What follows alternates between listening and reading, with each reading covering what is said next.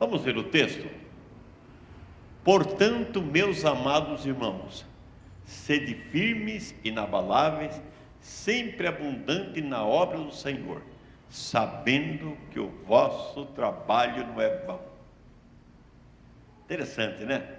Tudo é vão, mas o trabalho para o Senhor não é vão. Usa-me, Senhor, usa-me, Senhor. Eu lembro, alguns anos atrás, quando eu fiz essa pena, e começou aquele problema, né? Aí o colesterol bom não vinha, só vinha o mal, etc. Falei, estou no fim da picada.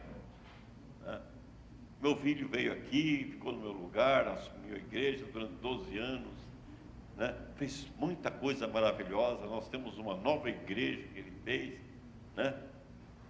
Mas ultimamente, com esse problema de estudo, de lecionar à noite, né? As finanças da igreja caiu muito. Então, e eu que falei, deixei na mão dele, porque estava no fim da picada, voltei de novo. Então a Bíblia diz assim: primeiro, sede firmes; segundo, inabaláveis; terceiro, abundante. A NVI diz assim: mantenha-se firme e nada abale, seja dedicado à obra do Senhor. Então, essa mensagem de hoje não é doutrina. Eu gosto muito de pregar sobre doutrina, mas a mensagem de hoje é profética. É uma mensagem que ela vai trazer uma exortação, ela vai trazer uma edificação, ela vai mostrar que você tem, né, uma firmeza, uma perseverança nas três atitudes que a Bíblia pede. Primeira, que a coisa Deus pede, firmeza. Segundo, constância. Terceiro, abundância. Os que já casaram, os que vão se casar, primeira coisa que quer, marido, eu quero firmeza.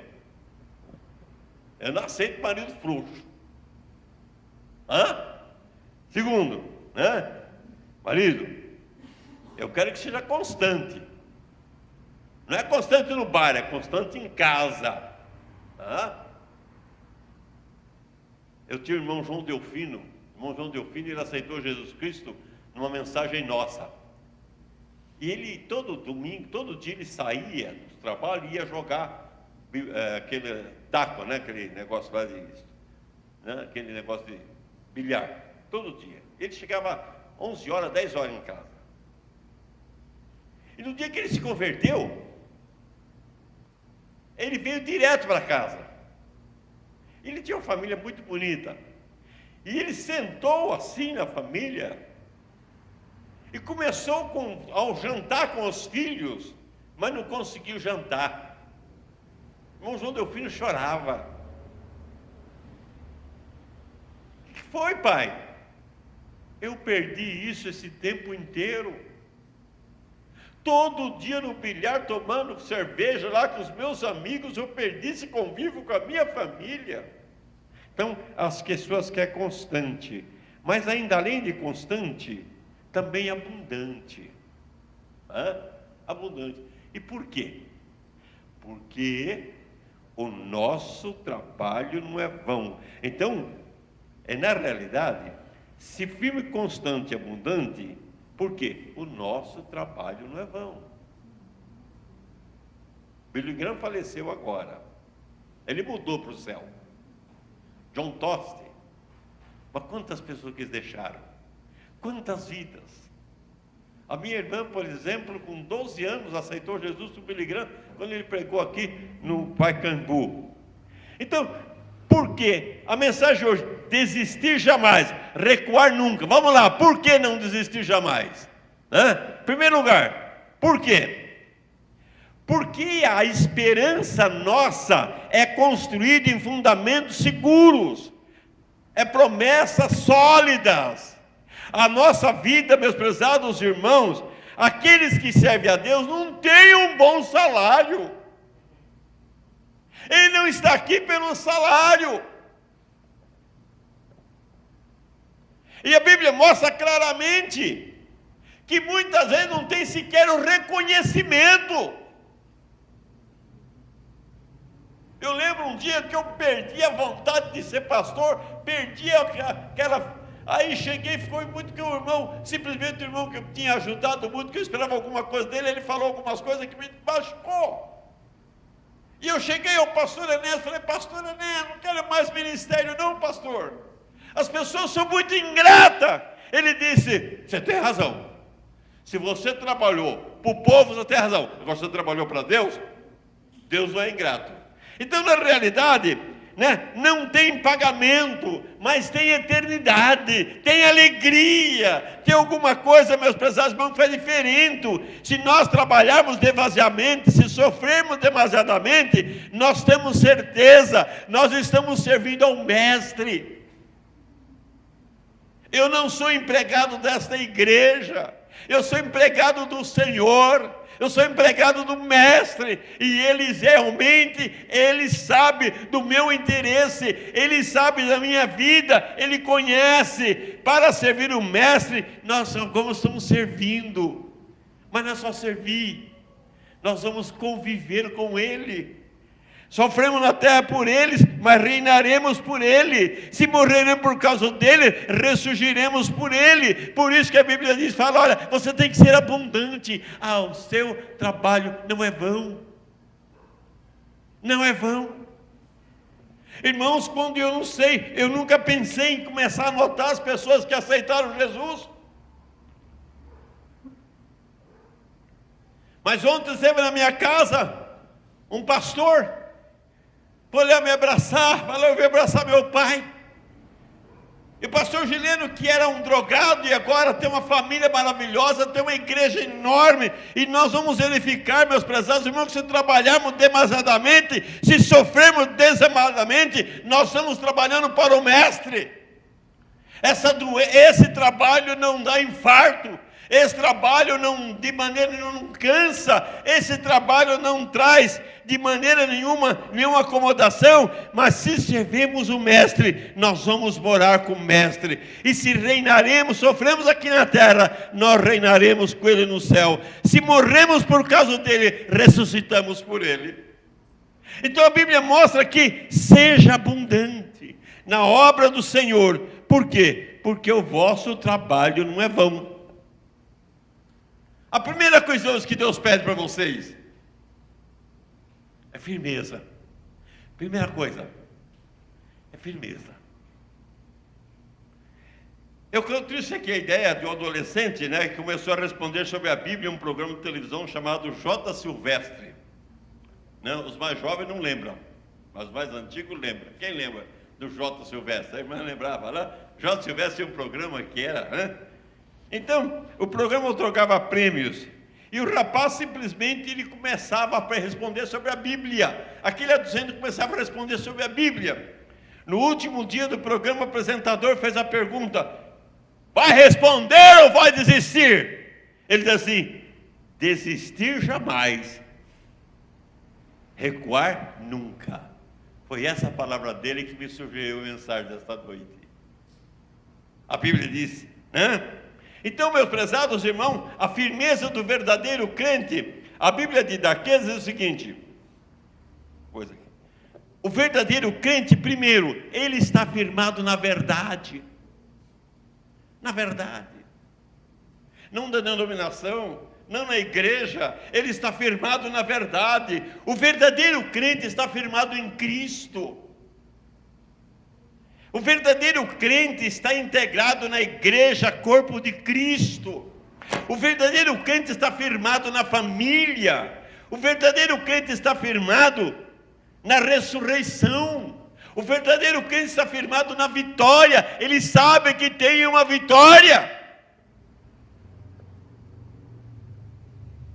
Naquele hospital, depois da safena, eu comecei a aprender a andar de novo. Comecei a aprender a comer de novo. E eu assisti uma operação, hoje é mais prática. Depois, se tivesse assistido antes de feito, eu vou dizer uma coisa: eu não sei o que seria de mim. Mas eu só sei dizer que eu estava tão triste, mas tinha uma vitória. Tem uma vitória.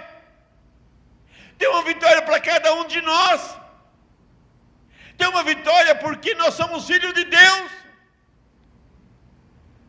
O meu cunhado hoje, com 90 anos, crente, sincero, está na presença do Senhor e diz assim: olha, eu não vivo mais assim, ano que vem, mês que vem, hoje eu vivo isso, cada dia. E à tarde eu falo: Senhor, obrigado por mais um dia. E quando chega a tarde ele fala: Senhor, obrigado por mais um dia. Então, meus prezados irmãos, a primeira coisa é firmeza. Mas nós temos pessoas que retrocederam. Vamos lá. Quais são as pessoas que retrocederam? Novo Testamento. Vamos lá. Abandonaram a fé, retrocederam. São exemplos tristes, né? Primeiro foi Demas.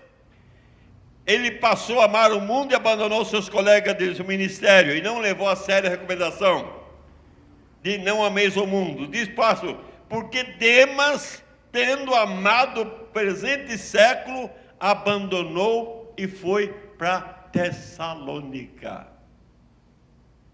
Nós temos várias pessoas que abandonaram, nós temos várias pessoas que retrocederam. E ele retrocedeu, e diz aqui o apóstolo Paulo, Demas, companheiro de Paulo durante o primeiro período, mas ele disse assim: olha, eu não vou enfrentar esse sofrimento não, Paulo, eu não vou encarar esse sofrimento não, eu vou cair fora, eu vou pular fora do barco, meus prezados irmãos. E Demas teve medo do sofrimento e não foi fiel até a morte, quando a Bíblia disse que a vitória está em ser fiel até a morte. A Bíblia diz que a vitória está em ser fiel. O segundo foi Imeu e Fileto, também se desviaram da verdade e passaram a pregar heresias e outros erros. Diz a palavra de Deus: as coisas que o falso mestre ensina e espalha é como gangrena.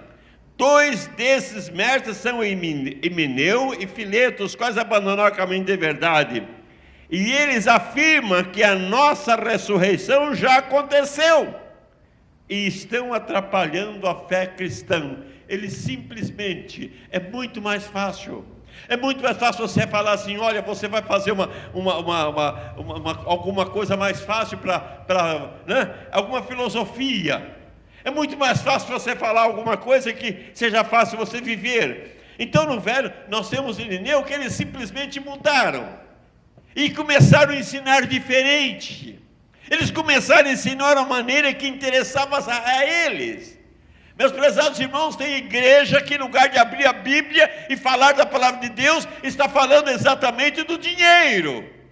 Você está aqui, você tem que trazer dinheiro, você tem que abençoar, você tem que não sei o quê. Esquece.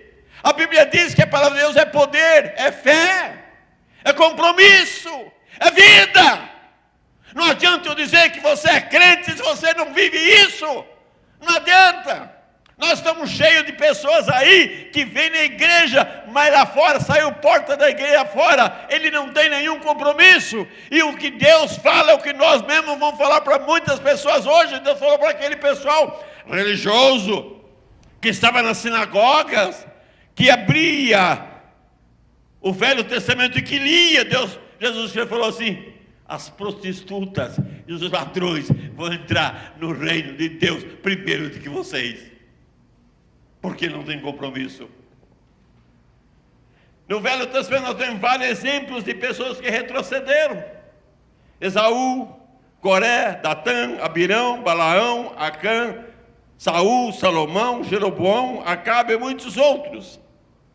Então, o que acontece com os que retrocederam? O que acontece? O seu estado se torna pior do que o primeiro. A Bíblia diz: portanto, se depois de ter escapado das contaminações do mundo, mediante o conhecimento do Senhor, Salvador Jesus Cristo, e deixa enredar de novo no mundo, tornou-se o estado pior do que o primeiro. E Pedro fez uma comparação: porque melhor que nunca tivesse conhecido a justiça, após conhecê-la voltaram para trás, apartando-se do mandamento dado. Vocês são como o adágio: o cão voltou para o seu próprio vômito, e a porca lavada voltou para o lamaçal. Aqueles que conheceram, aqueles que estavam bem, aqueles que na primeira tentação voltaram, aqueles que não conseguiram resistir, aqueles que retrocederam. Sabe, é como o cachorro que voltou aquilo, comer aquilo que já havia vomitado, já havia deixado aquela sujeira, e como uma porca que depois de lavada voltou para o lamaçal. E a Bíblia diz, né, que desviar da fé traz muitas dores, porque o amor ao dinheiro é raiz de todos os males. Se algum dessas cobiças desviaram da fé a si mesmo, se atormentaram com muitas dores. Então, meus prezados irmãos, a Bíblia exorta primeiro, você tem que ter firmeza na sua fé. Eu sei quem tenho crido, eu sei que Jesus Cristo é meu Senhor, eu sei que é o Senhor da minha vida. Eu tenho que ter firmeza naquilo que eu sei. Quando eu vejo, meus prezados irmãos, a Bíblia mostrando que a nossa vitória está na fé, de crer. Nós temos que ter firmeza na palavra de Deus. A palavra não volta vazia, ela vai lá dentro do nosso coração, ela enche no nosso coração. Nós temos que ter firmeza em Jesus, e nós temos que ter firmeza na vida cristã. O apóstolo Paulo fala, cuidado, a maior batalha de Satanás na sua vida é para você retroceder. Mas nós temos pessoas que se mostraram firmes. Vamos lá, as pessoas que mostraram firmeza. José do Egito, eita Zezinho, eita Zé, aquele é o Zé. Como foi injustiçado, e continuou sendo firme. Sadraque, Mesaque e Abednego,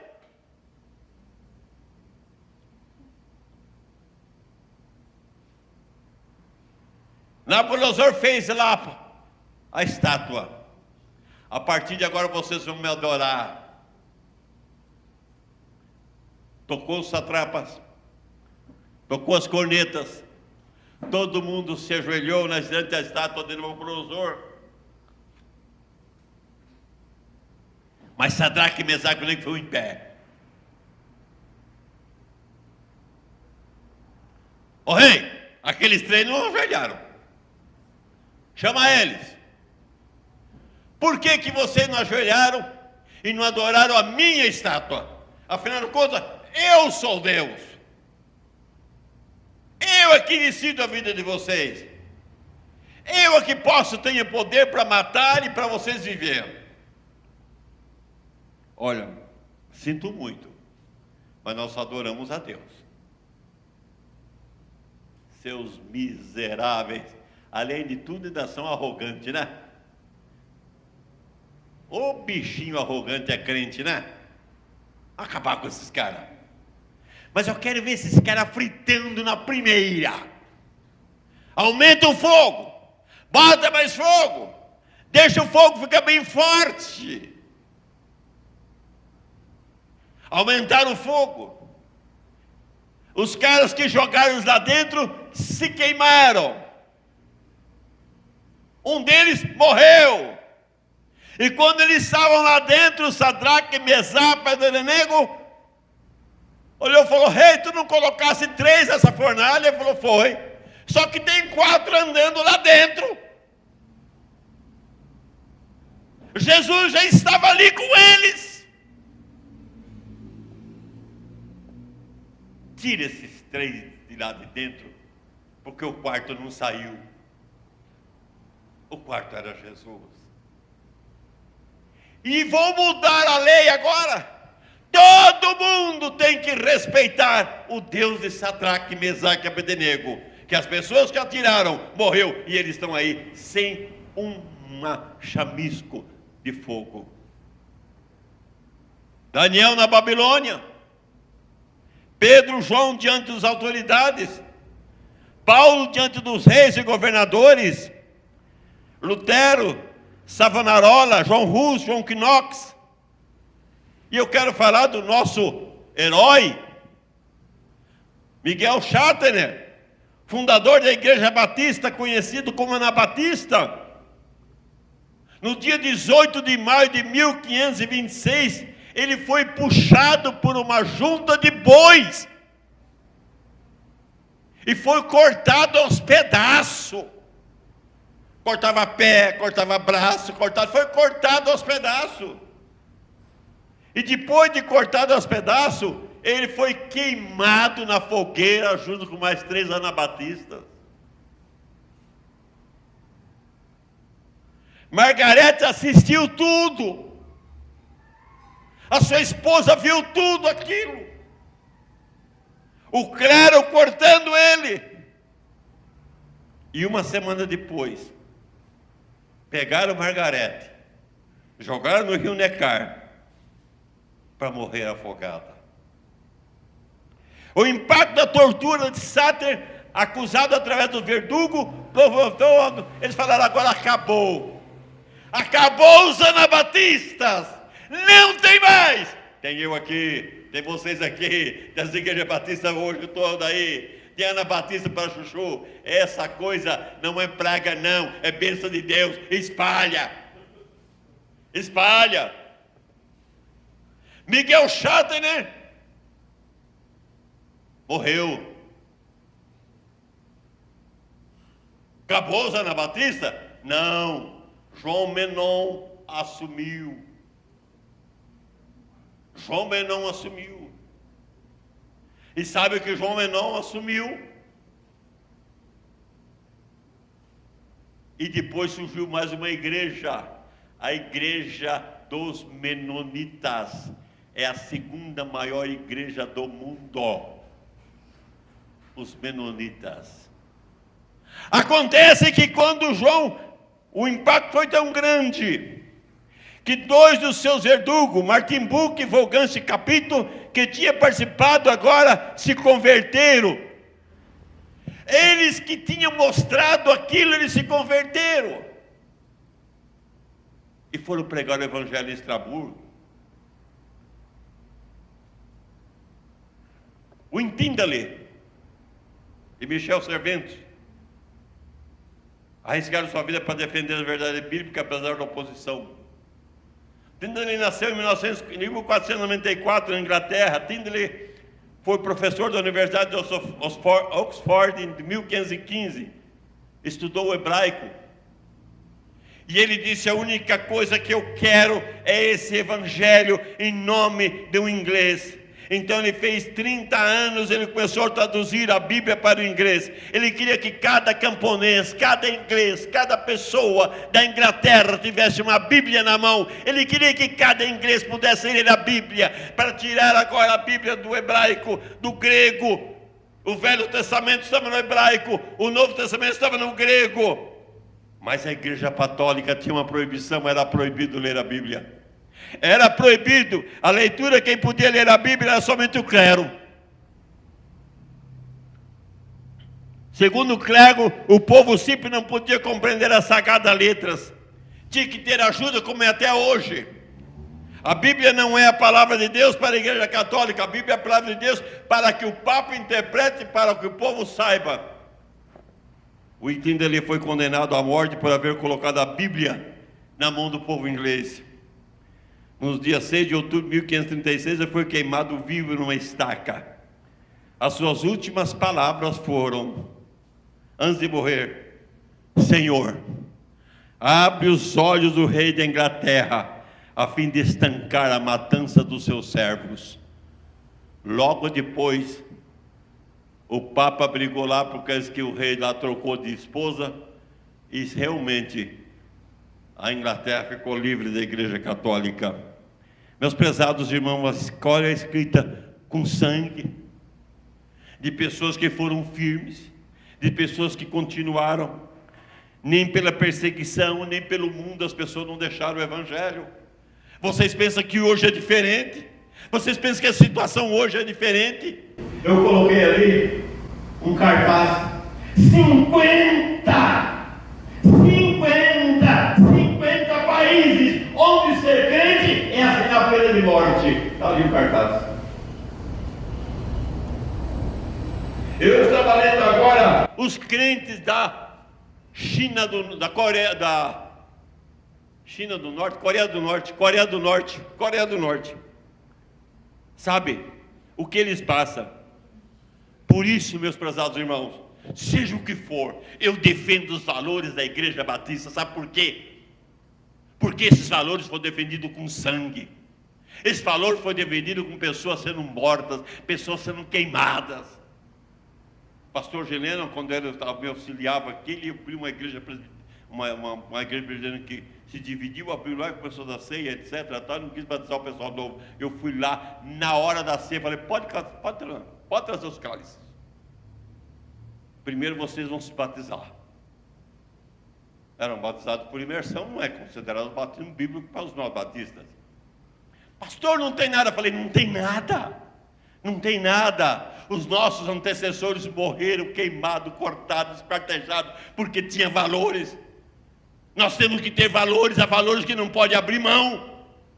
Há valores que não pode abrir mão. Há valores do casamento que não pode abrir mão. Não pode abrir mão hoje da fidelidade.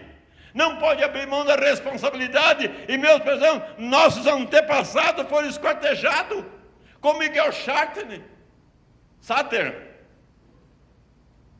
Foram queimados como William Tyndale. Espera aí, nós temos valores. E nós temos hoje que crente que sai da igreja só porque o pastor olhou para ele de lado. Nós temos crente que abandona a igreja só porque, na realidade, não é aquilo que... Na igreja da minha filha, é uma igreja muito humilde. E o pastor vai buscar todo mundo de carro e leva todo mundo de carro depois do culto. Quase todo mundo. Cadê o irmão fulano? Não está mais aqui? Ah, não está. Quem foi? Ela se chateou. Por quê? Porque o pastor foi levar a outra irmã primeiro. Vai criar vergonha.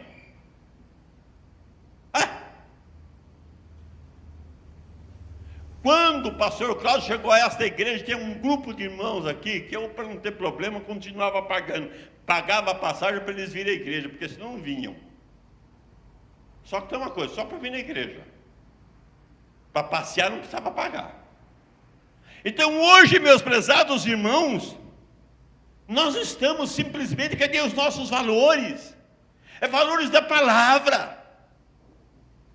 É valores da palavra. Pode acontecer o que aconteceu, mas o valor está na palavra de Deus.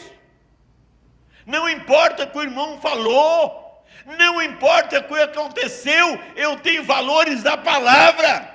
E a Bíblia disse, a firmeza, meus irmãos, traz recompensa. Vamos lá para o 7. Jesus afirmou naquele dia, muito bem, servo bom e fiel. Você foi fiel no pouco. Aquele pouquinho que você tinha. No muito te colocarei. Entra para o gozo do Senhor. A segunda coisa que a Bíblia diz também, sejam inabaláveis, constantes e inabaláveis. Passa aí. Constantes e inabaláveis. Para de ficar depois mudando de posição. Constante. É inabalável estar firme, sempre no mesmo propósito. Eu tenho um propósito na minha vida. Eu não mudo no meu propósito. Meu propósito é esse. Continuarei lutando. Não até estar mudando de posição, mudando de doutrina por qualquer motivo. O crente é justo. Ele não pode estar simplesmente se abalando. Ele tem que ser inabalável. E meus prezados irmãos, ele tem propósitos. Inabalável. O crente deve ser constante, primeiro, no temor do Senhor, no respeito como é o Senhor. Sabe, irmãos? O crente tem que ter respeito no temor que ele tem, no respeito com o Senhor. O crente tem que ser constante na fé. Eu sei, Senhor, que vai ser resolvido. Eu quero colocar isso nas tuas mãos, eu sei que vai resolver. O crente tem que ser constante no amor. Sabe, eu amo fulano porque fulano é bacaninha, meu amigo. Não, ele tem que ser constante no amor. A Bíblia diz que o crente tem que ser constante na esperança. Na esperança. Eu sei que quando eu chegar lá no céu, eu vou abraçar meu pai, eu vou abraçar minha mãe. E eu peço todo dia, Senhor, eu quero que meus filhos vão me abraçar no céu, meus netos também. Eu quero isso. Um dia minha irmã disse assim: ô João, vai ter uma vila dos melhados no céu. Eu falei: pelo amor de Deus, não foi isso não, aí deixa de ser céu. Vai ter uma vila dos melhados, deixa de ser céu. No céu não tem essa afinidade de família. No céu nós amamos todas as pessoas iguais, né? Mas a Bíblia diz que primeiro eu quero ver meu Salvador. Constante na palavra de Deus, no estudo, na leitura, na meditação, constante na evangelização, não parar de evangelizar, vamos continuar evangelizando. Quando nós vimos o trabalho que a nossa irmã está fazendo, vamos estar do lado dela. E as almas que for ganha para Jesus, não é de maneira nenhuma privilégio dela, é privilégio de Deus, é a obra de Deus, é o trabalho de Deus. Constante na frequência dos cultos, constante na contribuição. Irmãos, é muito difícil. Deus não precisa de dinheiro, mas a igreja precisa. A igreja precisa. Põe a mão na consciência. Pastor, se dependesse de mim, nós não tínhamos luz para ter o culto hoje. Pastor, se dependesse de mim, eu estava num ar quente aqui, não tinha ar condicionado. Constante na contribuição. Porque, meus prezados irmãos, Deus ama ao que dá com alegria. Não adianta ficar fazendo lavagem cerebral aqui, você está dizendo, não, Deus ama se você der com alegria, com amor, constante na oração, né? E também, depois a Bíblia fala também abundante, né? Abundante, farto, né? Significa farto. Paulo dizia que gastava tudo e deixava essa obra do Senhor. Ser abundante, meus prezados irmãos, é dar de tudo para si, para a obra do Senhor. Ser consagrado, é ocupar o seu espaço de ser embaixador de Cristo. É ser abundante, meus prezados irmãos, significa aproveitar, né? Aproveitar as oportunidades. E por último, a promessa para firme, constante e abundantes é inabaláveis. Vamos lá, inabaláveis, a última, né? Acho que foi, só tem esse. É outro, acho que não tem. Então a promessa, então haverá uma recompensa. A Bíblia mostra bem clara, meus prezados irmãos, o vosso trabalho não é vão. Interessante, né? Aquele trabalho que a gente recebe salário, ele é vão, um dia não vai poder trabalhar mais, um dia vai, né? E a Bíblia diz assim: Deus não é injusto para se esquecer das nossas obras. Então, o trabalho tem uma recompensa do Senhor. O trabalho, meus prezados irmãos, tem uma alegria do Senhor. O Senhor tem na sua vida. Cada um receberá o seu galardão. Nossa fé tem galardão. Devemos esperar. Jesus é galardoador daqueles que oferecem. Então, não adianta esperar uma recompensa de homens. Sabe, tem pastores aí que estão preocupados com crente que dá uma oferta boa, ou dá um bom dízimo. Nós temos que estar preocupados com a obra do Senhor. A Bíblia fala assim: vamos entender a palavra do Senhor. Eu quero concluir nessa noite dizendo, em primeiro lugar, irmão, firmeza. Vamos ter firmeza, sem voltar atrás. Irmão, sem voltar atrás, sem abandonar a fé. Saber que o que eu estou fazendo aqui é para o Senhor, é para o Senhor Deus. Eu hoje trouxe a irmã, né, o Valdinei e a irmã Carla aqui. Que alegria da irmã Carla.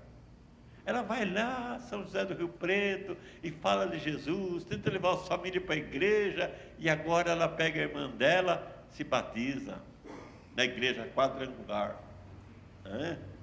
Se batiza, sem começar esse negócio de achar que uma igreja é melhor do que outra igreja. Essa semana eu estudei um livro de uma igreja batista tradicional, e ele disse assim: maior arma do diabo é a igreja batista da Lagoinha. Quantas Lagoinhas tem trabalhado para o Satanás? Eu falei, meu Deus do céu, como é que alguém pode dizer isso? Cadê o respeito? É isso. Os irmãos são bênção. Eles têm ganhado almas para Jesus. Eles têm pegado a renda da igreja e comprado as menininhas que são vendidas para o sexo. Lá na Índia, eles estão comprando essas meninas e trazendo para o abrigo para que elas possam realmente viver uma vida diferente. Como é que alguém pode dizer isso? Está muito preso à religião, à denominação. Deus falou, não, esse trabalho é em vão. Nós temos que ser firmes no trabalho do Senhor. Irmão, você tem firmeza? Você tem procurado buscar essa firmeza? Oh Deus, eu estou firme, Pai. Eu quero estar firme cada vez mais. Eu quero estar firme cada vez mais. Irmãos, eu levanto de madrugada, a primeira coisa que eu vou ler a minha Bíblia, vou ler minhas devocionais, eu faço 4 devocionais, né? São 4 assuntos, porque eu quero ter aqueles testemunhos ali, toca no meu coração. Tem hora que eu choro quando eu vejo aquilo, falo, Senhor Deus, como é maravilhoso. Quando vejo aquelas bênçãos que Deus... Então a primeira coisa que Deus está pedindo para você nessa noite é firmeza. Seja firme, meu irmão. Seja firme. Seja firme na educação do seu filho. Seja firme no compromisso com Deus. A segunda coisa que a Bíblia diz é constante. Seja constante no temor do Senhor. Constante na fé. Constante no amor. Constante na esperança. Constante na contribuição. Contribui para a obra do Senhor. Constante, meus prezados irmãos, na oração. Constante na leitura. Constante na devoção. E a terceira coisa que Deus fala assim, olha, a lei do constante, seja abundante. Seja abundante na obra do Senhor. Não corra atrás de abundância financeira. Não corra atrás de aquilo que você acha que seria melhor. Claro que você tem que cuidar do seu futuro. Mas seja abundante, que Deus vai buscar. Você busca o reino de Deus em primeiro lugar, as outras coisas serão acrescentadas. Deus quer o melhor para você. Sabe, irmãos, eu não sabia que Deus tinha mais uma responsabilidade para mim. Mas vamos parar.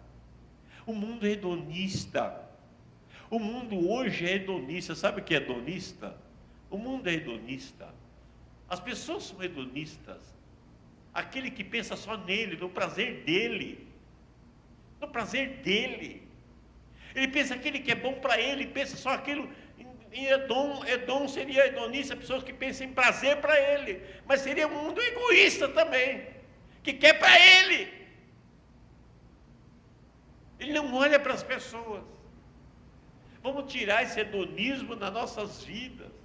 Vamos, meus prezados irmãos, toda e qualquer busca de abundância será em vão, mas vamos fazer abundância à obra do Senhor. Vamos aprender do Senhor. Vamos viver a presença do Senhor. Quando a fé e a constância estiver. Então, examine na sua vida. Olha para a sua vida, fala, Senhor, eu estou sendo firme. Eu estou sendo abundante. Eu estou sendo constante. Baixe suas cabeças, vamos orar ao Senhor.